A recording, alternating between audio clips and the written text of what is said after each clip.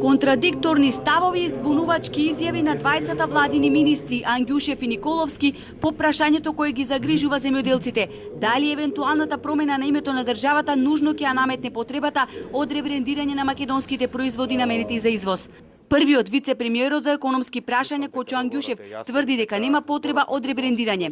Мислам дека договорот е јасен. Зборот македонски понатаму ќе остане на сите производи кои се произведуваат во Македонија, вели тој. Веднаш по него министерот за земјоделство Николовски, обидувајќи се да се извлече, го насочи одговорот во друга насока, истакнувајќи дека на секој можен начин ќе го поддржеле секторот кој што е основа на македонската економија. За на крајот отворено да изјави дека прашањето за ребрендирање на македонските производи ќе опфати целата економија.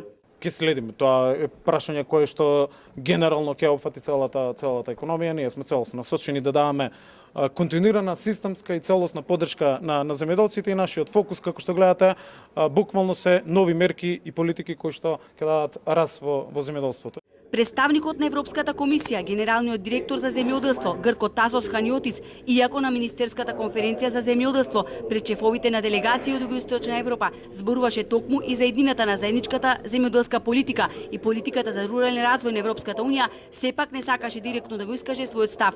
Порача проблемот со ребрендирање, доколку дојде до промена на името на државата, да го решиме дома. Тоа е нешто за што вие ќе треба да одлучите кога ќе се случи.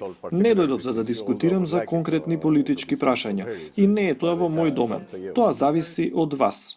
Инаку во Македонија досега се заштитени 42 ознаки на потекло, од нив 5 се заштитени и меѓународно, а тоа е охридскиот бисер, македонскиот ајвар, 2 врсти на вина и кочанскиот ориз.